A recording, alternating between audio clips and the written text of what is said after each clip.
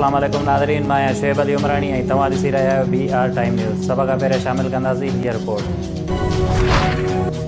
Supreme court bar association समेत bar council जो supreme court rules में तरमीम जो मुतालबो। मुश्तरका एलामिया में चयो त सुप्रीम कोर्ट जे आईनी शिकल में तरमीम कई वञे। Chief justice J case fix करण ऐं बेंचिस ठाहिण जे इख्तियार खे रेगुलेट कयो वञे। बेंच ठाहिण 5 सीनियर जजिस जे साथी हुअणु खपे। सदर supreme court bar association Ahsan Bhoon चयो त जस्टिस काज़ी फ़ाइज़ ईसा जे ख़त सां इदारे में तक़सीम वाज़े थिए थी। जूनियर जजिस जी नामज़दगीअ मां तासुर मिले थो त कुझु माण्हुनि खे नज़रअंदाज़ कयो पियो वञे। राणा सनाउल्लाह जी पंजाब में गवर्नर राज लॻाइण जी धमकी। वज़ीर दाख़िला चयो त पंजाब में मौज दाख़िला बंदि करणु गवर्नर राज जो जवाबु हूंदो। समरी वज़ारत दाख़िला खे पेश करणी आहे, जंहिं ते कमु शुरू कयो वियो। पंजाब या KPK सां वफ़ाक़ ते चढ़ाईअ जी कोशिशि कई त उते ई रोकींदासीं, पुलिस न रोकियो त असां पाण रोकींदासीं। PTI रहनुमा फवाद चौधरी जो राणा सनाउल्लाह खे जवाब। हुन चयो त वफ़ाक़ी हुकूमत किराइण जी हुन धमकी ॾिनी। रहनुमा PTI चयो त असां रद्द अमल ॾेखारियो त हुकूमत न रहंदी। कोर कमेटी अॼु फ़ैसिलो कंदी त इस्लामाबाद में कॾहिं तब्दीली आणणी आहे। राणा सनाउल्लाह भोंगियूं न हणे, गवर्नर राज जी शिक पढ़ी वठे।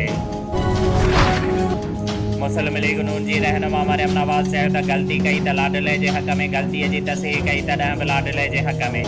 कीअं जस्टिफाई कंदा त उन ये खुलियल बल्कि नंगे नाइंसाफ़ीअ खे मरियम नवाज़ चयो त उहो बि अदालती क़त्ल थियो आहे, पर हिन दफ़े मक़तूल अदलो इंसाफ़ आहे। पंजाब जे अवाम चोरनि जे टोले खे मुस्तरद करे छॾियो। पंजाब जे अवाम जे रिलीफ लाइ का बि कसर न छॾी वञे। चेयरमैन PTI इमरान खान जो नओं मुंतखब वज़ीर आला पंजाब परवेज़ इलाहीअ खे हिदायत। बनीगाला में मुलाक़ात जारी। मुलाक़ात में पंजाब जे अवाम जे एतमाद ते पूरो लहण ते इत्तफ़ाक़। Opposition leader Sindh assembly Haleem Adil Sheikh Jamshoro मां गिरफ़्तार। हलीमा दिल शेख जामशोरो एंटी करप्शन दफ़्तर में बयान रिकॉर्ड कराइण आयो हुयो। हलीमा दिल खे जामशोरो में एंटी करप्शन जे दफ़्तर मां गिरफ़्तार कयो वियो। हलीमा दिल शेख ते ज़मीन में खुर्द बुर्द जा मुक़दमा एंटी करप्शन में दर्ज। सियासी अदम इस्तेहकाम ऐं IMF कर्ज़ में ताख़ीर सां डॉलर बेलगाम। इंटरबैंक में डॉलर अॼु वधीक ₹3.09 महांगो थी 236 रुपया ॿिनि पैसनि जो थी वियो। ओपन मार्केट में डॉलर जी क़ीमत में 4 रुपयनि जो इज़ाफ़ो।